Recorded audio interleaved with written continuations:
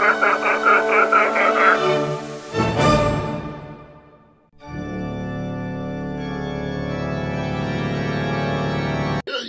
do Batman cosplay too?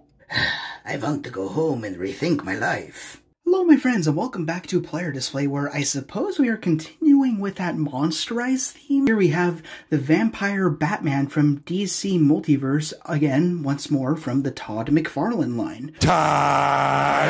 For me, I was kind of on the fence as to whether or not I really wanted to get this figure when it was originally announced. I think it was also an in-store exclusive, so for me it was kind of like, it's going to be a little hard to get, and also he's kind of just a reuse of an old body. But then some months pass, and then I had to think to myself, are you stupid or something? I mean, like, firstly, I really love monsterized versions of figures. I love zombie stormtroopers. I love the Blackest Night variants of DC superheroes, where they're basically zombies with Black Lantern rings. Of course, you have vampire Batman. Of all the monster hybrids you could do, this one makes the most sense. Why would I pass this up ever? So when it comes to DC Multiverse from Todd McFarlane, it's usually pretty much the exact same thing, but of course up here you have your usual gold label flourishing to show you how special of a snowflake this particular figure is. You have the figure very nicely displayed in the box. On top you have number 22 moving parts, or points of articulation, whatever you'd like to call it. Todd McFarlane logo up there with a spawn. They have DC Multiverse, it just says Batman. I feel like they could have said Earth Enter number here to distinguish him a little more, but whatever. And then on the side you have Batman DC versus Vampires. There you go, there's your distinguisher. On the side you just kind of get more window with another Batman DC Multiverse. Window at the top so you can see through the light. As you can see right here, probably not too good for his Nosferatu eyes. On the back, this is one of my favorite parts of McFarlane packaging. You have a totally sick artistic interpretation of the figure contained within. It's a little bit dark and hard to see with this camera, but I just love how you have the piercing red eyes, the red bloody teeth, you have the bats flying out. It's such a subtle minimalistic design, but for me, I'm like, whoa, it's spooky. You know this is going to become a poster on my wall. Totally kick-ass. I love it a lot. Going down to the bottom, you have DC Multiverse once again. That's pretty much on every side of this box. And you have your usual... You cannot die! On the bottom, a whole lot of jibber-jabber, also followed by... C. Green Arrow. And you know what? You love it. Now let's go ahead and take our very first entry from the DC Multiverse line out of packaging. So, pretty standard, you got the 3 slots of tape at the top. As you could probably guess, they're not quite going the green package route that Hasbro's been going in. So, I guess it's bittersweet. I actually really like this packaging. I think, even though it doesn't change too much depending on what figure you're looking at, it tells you, it gives you exactly what you expect. It shows you the figure, it gives you a look at the accessories, you have a really nice backdrop, and this is another complaint I've kind of highlighted before with McFarlane. Hi, Todd! Really beautiful backdrop. I just wish that these plastic bubbles were not here, because if you had 3 of these, even 2 of them, and then you extend them out, then they'd make for a really beautiful backdrop or diorama for your figures. So it's unfortunate that they have these 2 down here. I feel like they could be off to the sides, or even just loose in a little baggie or something, but whatever, it's still a nice presentation. Anyways, as for his 2 more or less accessories, we have your Lame Jane DC Multiverse stand right there, to be sure this figure stands up. And then we also have, oh wait, that's a bad corner. We also have one of my favorite things that comes with these DC Multiverse figures.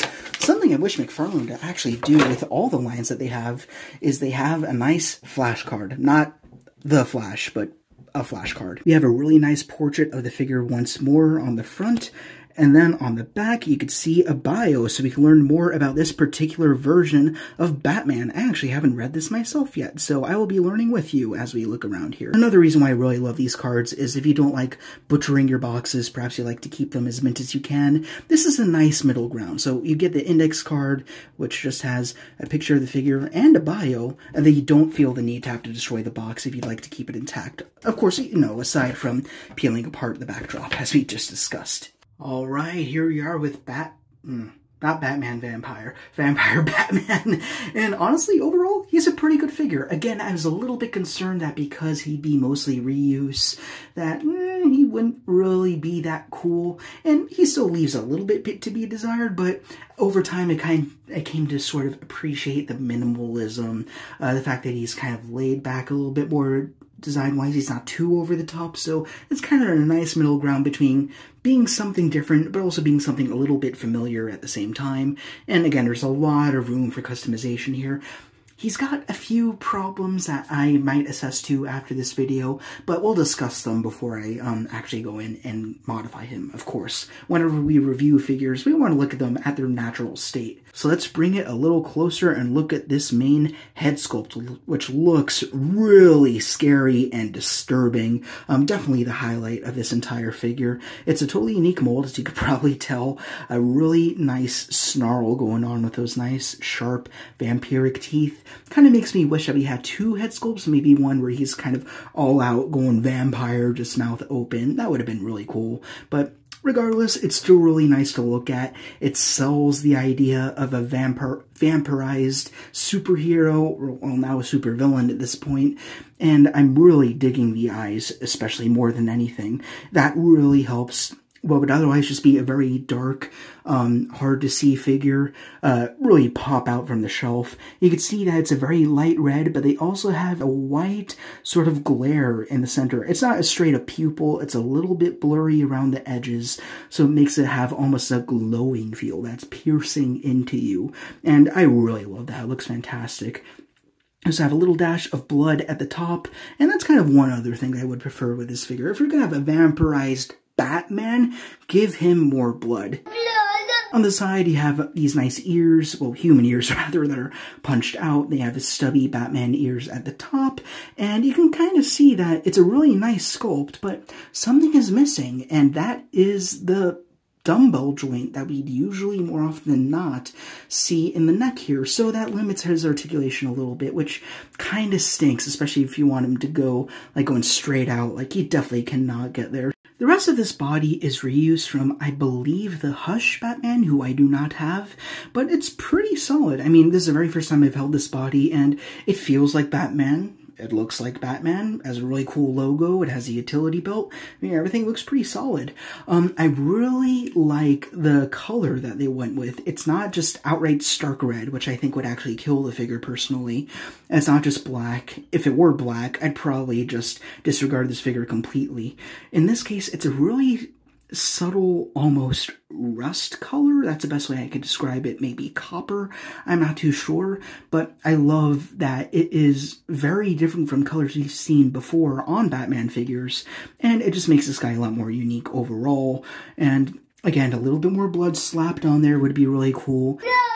And that bloodlust that comes from me is definitely elevated when we get down to the hands. Of course, we have the really nice trademark gauntlets with those blades coming out, which are a little bit warped. We're going to talk about that a little bit later.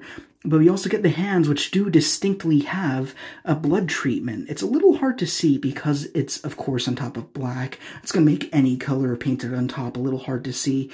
But it would have been nice to see this going throughout the figure, so I'm definitely going to assess to that. Legs offer nothing totally special. I mean, that's definitely not the focus of this figure. But you get more of that rust color along with some shiny boots.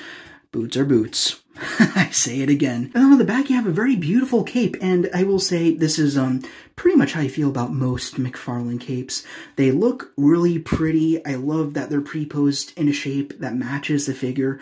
For him, it feels very gothic, ripped up, very spooky, brings up that horror vibe, but at the same time it makes him very difficult to stand, even with the included figure stand. So you kind of need to play a little bit around with the ab joint and then the head to kind of get him in the poses that you prefer.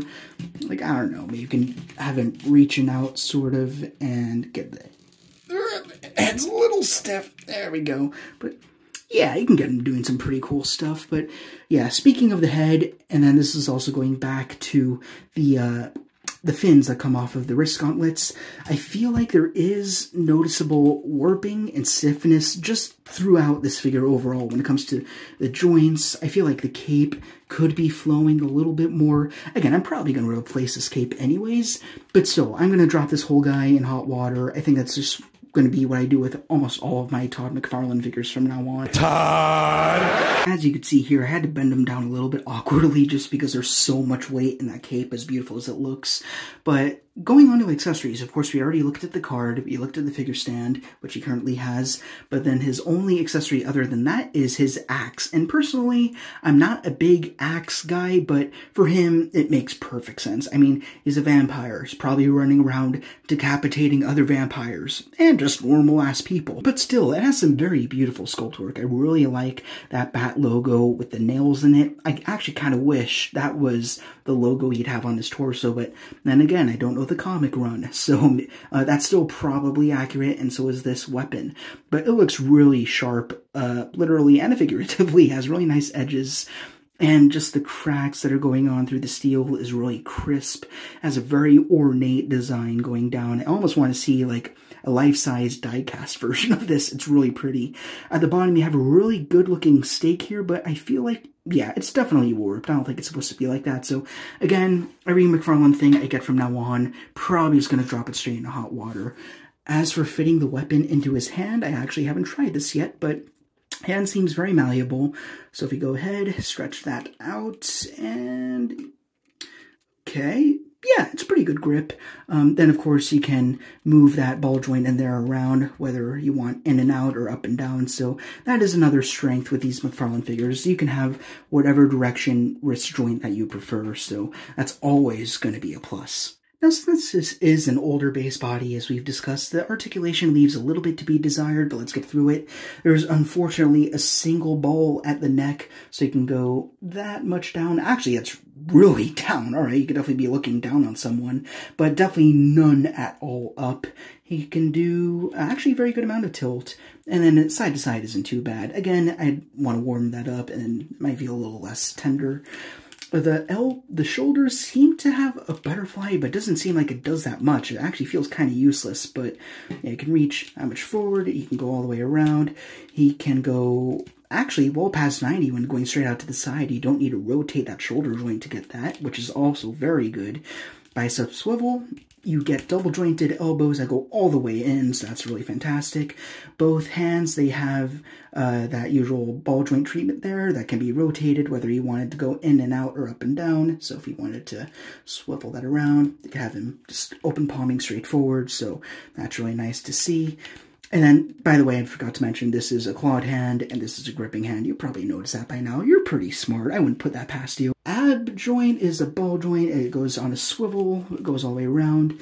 Doesn't go too much forward, but does have a good amount back. So I guess if you wanted him flying, even though you don't have much back movement in the head, you could still get him kind of, I don't know, spiraling after you. That's pretty cool looking. There's definitely a swivel in the waist. It's a little hard to see under the utility belt and the trademark Batman underwear. The legs, they go this much forward. They go that much back. They push back the cape. And it's almost 90 each way. They get out to a perfect 90 to the side. As for the knees, double jointed, all the way back. Go back in. As for the ankles, get the same ball joint that you get with the wrist, pretty much, just a little bit bigger. That much forward, that much back, and beautiful rocker. Now, while we are yet to get more vampirized offerings from Todd McFarlane to join our vampire Batman, we still have plenty of zombies to monster mash with him. So on the left, we have the Blackest Night Batman, who has a customized paint app on the face for the record, and also glow-in-the-dark eyes and ring. And then on the side, we have the gold label Dark Flash.